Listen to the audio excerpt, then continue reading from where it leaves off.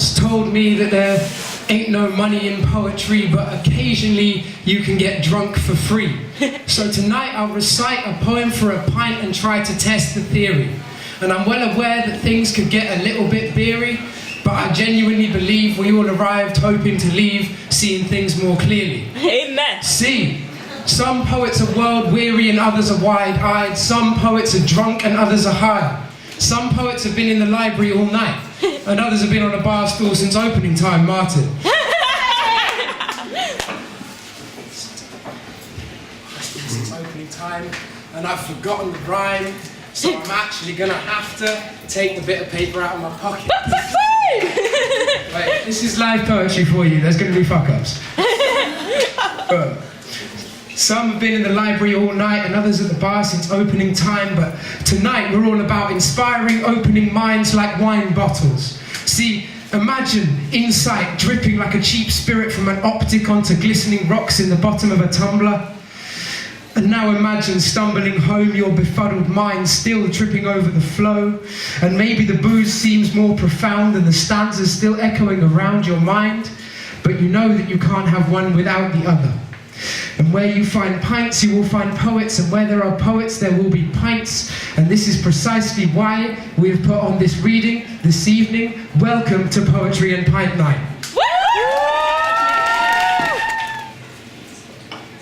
Okay, say my name like you mean it. I offer you my fragile fingers, my trembling bones, my maniac knees. And all you seem to offer me is my name, vacant, like an inhale too early. So knuckle me down, reused plasticine, then flake me off, dried out salt dough, then glare into my empty eyes where empty words suck empty flies. Yet glare into my empty eyes where empty O's starch empty sighs. Yes, feast upon my fleshy thighs where empty sweat drips empty lies. I want my vegan catnip and I want it with a flake. I want another shoulder for another vegan bake. I want for you to gag me. I want to be your slave. I want to be a serpent on a bed, a boat, a grave. On the back of my fag packet I write another song about courtship without the courting, having a lover with no throng. I write of penicillin and a little more on lust. I write without solution, just a transcendental rust. Say my name just like you mean it. Say it strong and say it brave, for I swear that I will hurt you if I hear that hopeless strain. I don't want to know precaution. I don't want to feel your fears. I'm here to feign affection. I'm here to bear my rear. Yes, say my name just like you mean it. Scream it out towards the door. Forget about the collar. Forget about that whore. Say my name just like you mean it as I lick my cracking lips, as I moan and curse and cry while you bite my other hip. Don't watch me while I'm sleeping. Don't kiss me as I wake. I didn't come for you to love me. Don't make me feel, for goodness sake. I've got a lover in my profile. I've got enough love for my spoons. I don't want for you to kiss me on the dark side of the moon. For he who sings about the dancer and his narcissistic French is the lover who I wait for, the only one who'll quench my thirst for being buried in the clotted cream that moulds beneath my paling bed sheets that I very nearly sold. Say my name just like you mean it, and I'll try to rediscover yours, though my mouth is fixed to wires, fleeting desires. Fragile fingers never really break.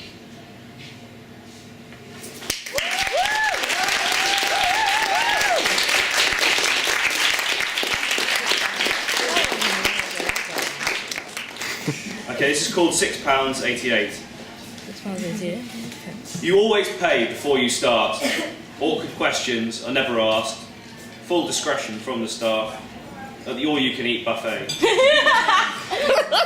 You make a steady, sweaty circuit, load a tiny plate with chunks of bristle, skin and bone that incubate in a neon broth which stares back at a giant angry bulb.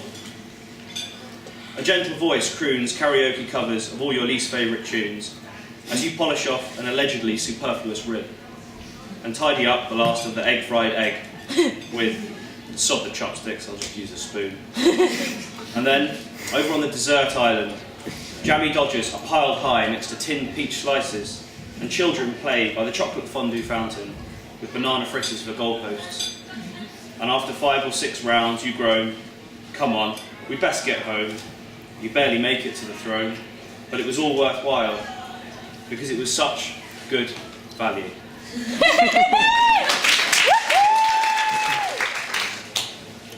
Okay, the next one is called "To Peter, for I cannot say dear." He is still walking on that path. I see him. Neck broken, column shattered. His bones twist, tendons twining and snapping, frayed under the pressure of the sky. Those eyes, blue toy marbles rolling across a smooth floor, clink, then shoved into another child's hands. The prize. Hands dislocate, curved joints crack, split, fissures opening like a flower. I suck the marrow, choking on its sweetness. His legs tilt oddly, jingling change in his pockets like an overgrown schoolboy, uniform fading. The briars and thorns snatch at his clothes, sinners clutching a saint. His shadow makes a crooked cross. Above, a bird turns it into a clue, a coded network of dash, dash, dash. The town beyond is melting in heat, dissolving a memory gone hazy with too many towns. He turns to look. I am hanging in the wind-caused trees, grasping branches, hoping to save some shred, some final grasp. A death rattle. I could remove it, stitch by stitch, and weave it back, altered, twisted, the colours muted, and him walking.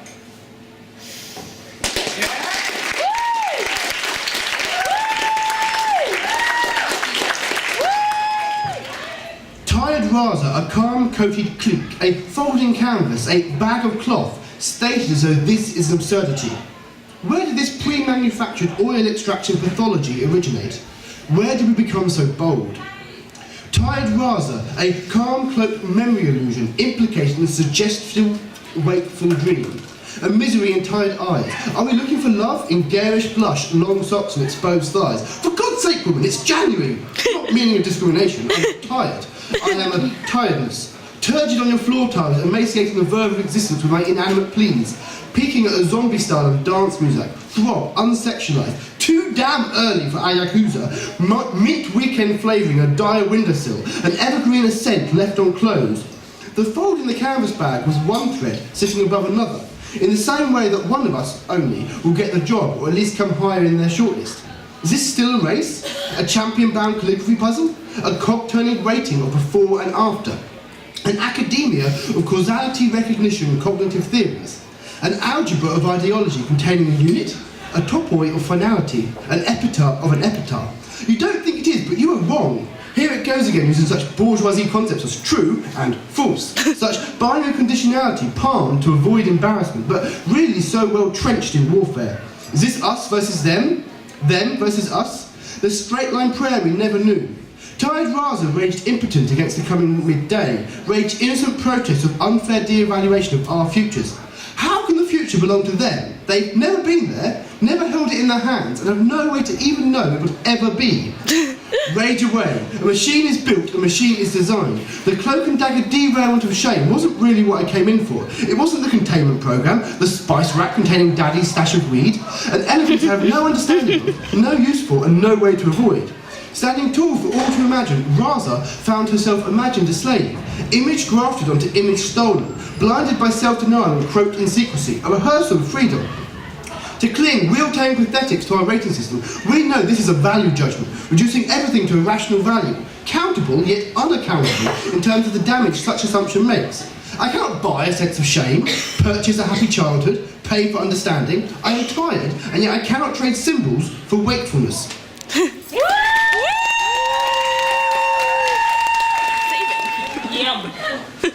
Let's change the world. Let's change the world.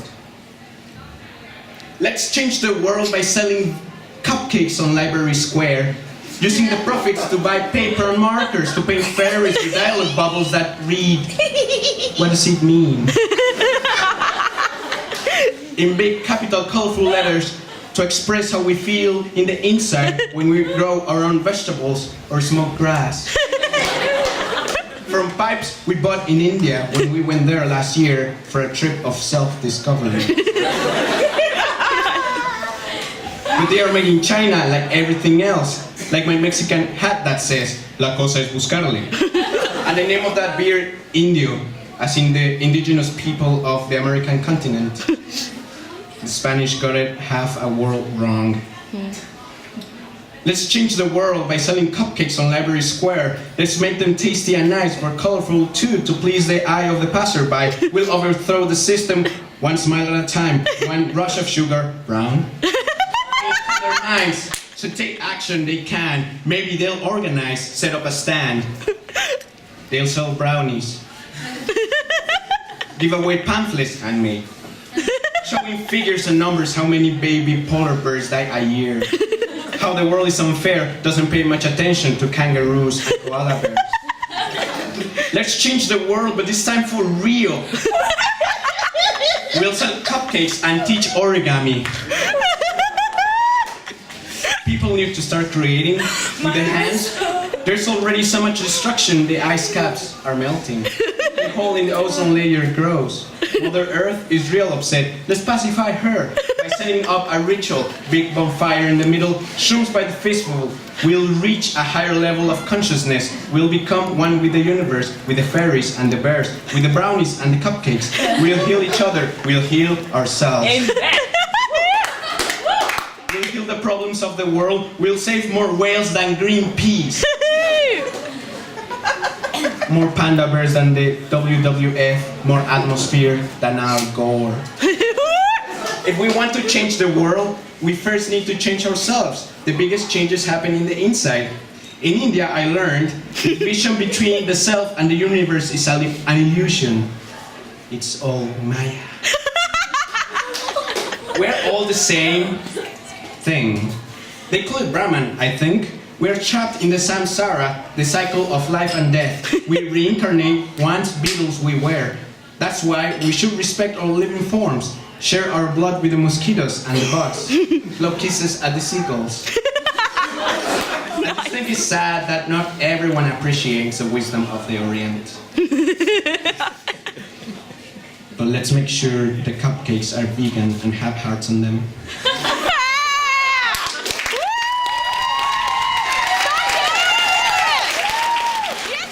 Put that book away.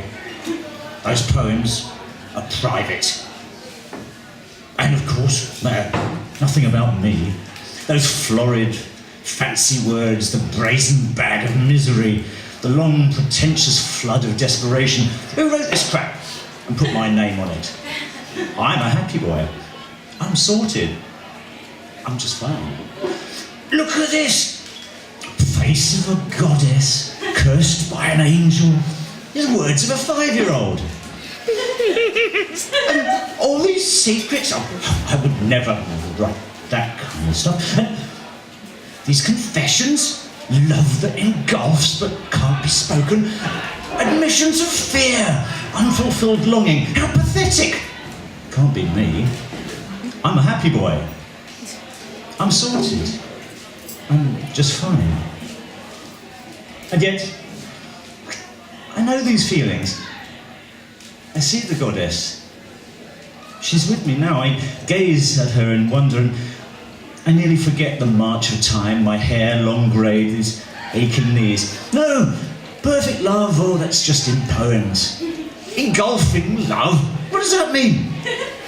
Where did she go? Thank God I'm such a happy boy and so sorted. Just fine.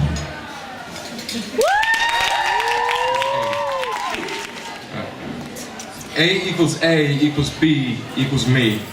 As I see none before, this perpetual reflection, this once upon a time and a place, making space to look back at this face nature made me. Facing nature, face in nature, face of nature.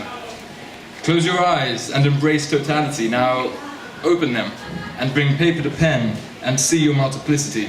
Breathe free because no one's watching you but me, and me equals B, and B equals A equals A.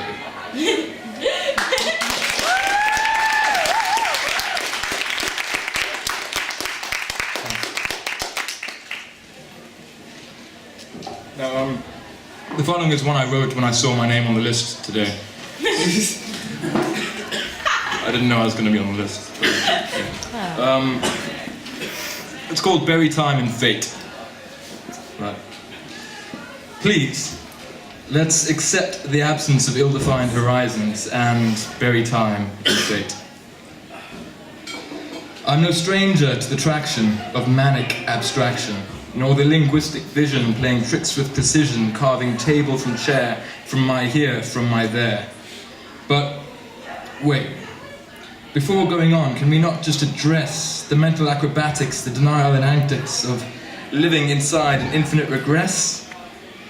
So please, lay to ground this long rusted arrow.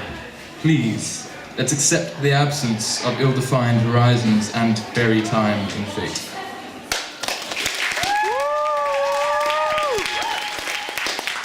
This is the first slam poem I ever wrote. This is called Utterances.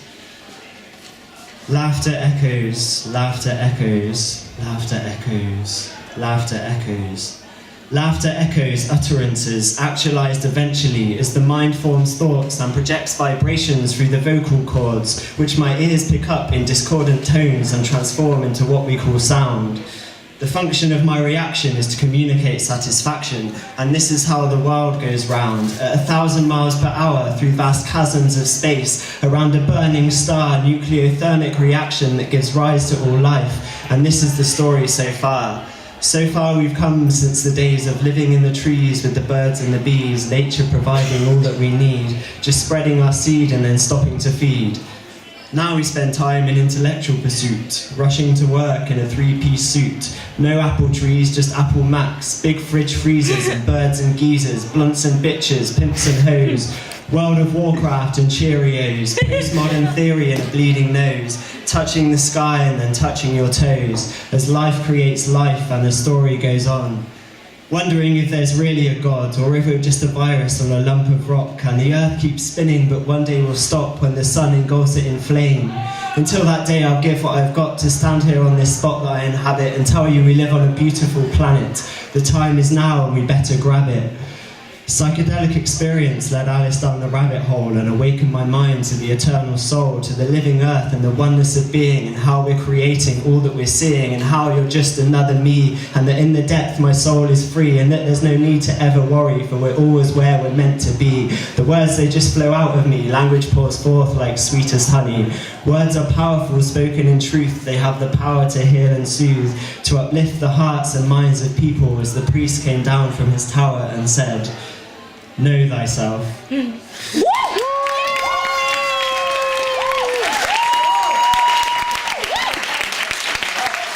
I'm going to do one that might be described as an epic, or might also be described as really fucking long.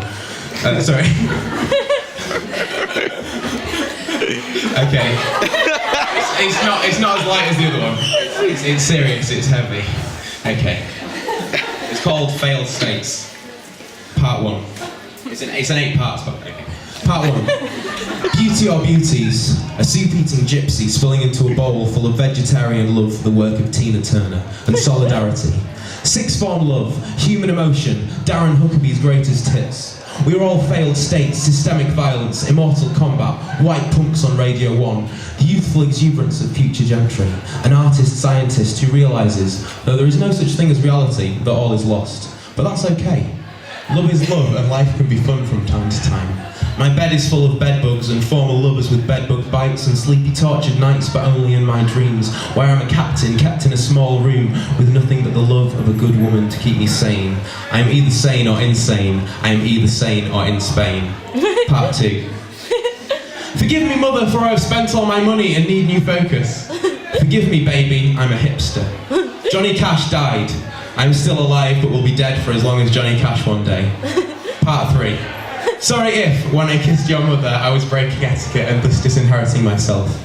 One day I'll be the kind of dad that won't read his kids the end of Peter Pan because he doesn't want Wendy to grow up, who rides a fixie. I think you're cool, but I want it to be noted that I'm currently passing up the opportunity to have loud, vibrant, enthusiastic conversations about lower league utility subs like Lee Bromby. Part 4. If a ladder is floating in the sky, is it bad luck to walk under it? The dancing masses and the landed gentry unified under one banner of reggae. It's the day that everyone brings their parents or grandparents to walk across the level and say, this is the life. They walk on the pavement when the road is clear. We are the people, and these streets are not ours. Part 5. I'm currently finding some soil to plant my inner turmoil until it grows into an awkward young man trapped in a man's body. Give me space, give me hope, give me posters I can put on my bedroom wall, give me a 5-figure salary and the means to end my violent dependence on pharmaceuticals. Give me dreadlocks on a summer's day, give me practical skills, give me a bike that has at least brakes, if not gears. Give me sexuality and a reasonable slice of mental health. Everything is matter you can't measure, everything matters. I sacrifice my Tesco values and I'm paying the Asda price.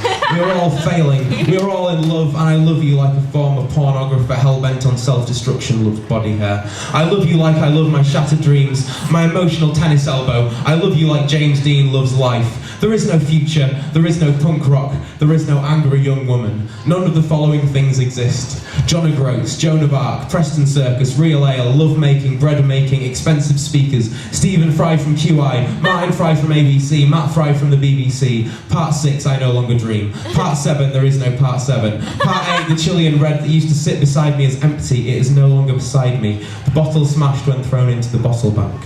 Comfort is nothingness, vision is darkness. I have seen the light, but it is dim, energy saving, and soon to be extinguished. Kisses, love, lipstick, aging rockers, muesli. The sun is setting and my washing is still out. I may never get it. It will not rain tomorrow, not for me at least. You have been waiting for this moment. Thank you.